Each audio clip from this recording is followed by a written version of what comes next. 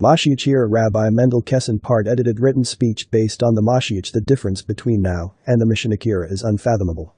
If you think you have an inkling, you are incredibly mistaken. I will tell you one chazal in the Midrash Rabbah, at the end of Kahels. It says, the Torah of Moshe Rabbeinu, which is everything we know, Bavli, Yerushalmi, Midrash, Mekilta, Teshuvas, everything, is Hevel, Luft, air, compared to the Torah of the MoShiach. Air. That's how insubstantial it is. Its surface. The Torah of the MoShiach is comparatively substantial. That's what the earth will be filled with the knowledge of God means. Participant, thank you. The second question is, you mentioned the possibility of the MoShiach coming in this year of Shemitah. Rabbi Mendel Kessin, yes, because the Gemara, in Sanhedrin, says that the MoShiach comes at the end of Shemitah, which is what, in 3 months, but then you mentioned 2030, that it's a possibility. Rabbi Mendel Kessin, the coming of MoShiach Ben-Yosef is a process. He's a real person, but he doesn't just, suddenly, appear. That's a long shire, but just to fill you in, who is the Messiah, not what his name is, I'm not going to tell you that. What kind of person is he? He is somebody that you would never recognize, and there's a midrash about his suffering for the sins of the Jews, suffering terribly. What happens to him? There's a pasuk, verse in Yeshayahu, Isaiah, Pasuk Bes, verse 52, towards the end, which says, Hein Yaskal Avdi, behold, my servant will grow wise. Who is God's servant? There are different opinions. Most people hold it's the Jewish people, but the Targum says it's the Messiah himself. It continues, and he will be exalted, will become exceedingly high, will grow exceedingly. These are 3 expressions of growth.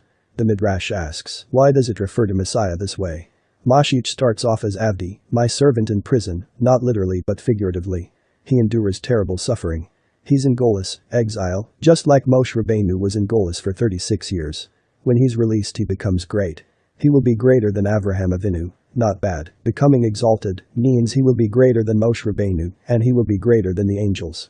This is a man who lives amongst us, who is going to walk around amongst us. Could you imagine seeing a man that is greater than the angels? It's inconceivable.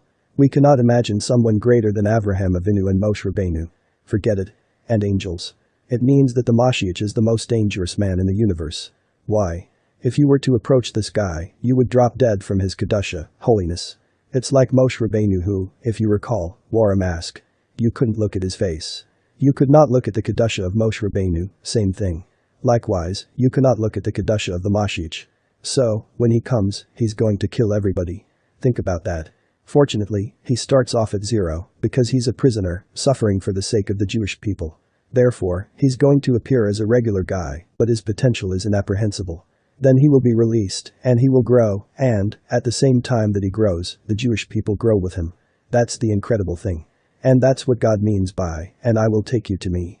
Somehow, God is going to elevate every single Jew to be a formidable Talmid Chacham, scholar, the same as happened by Sinai.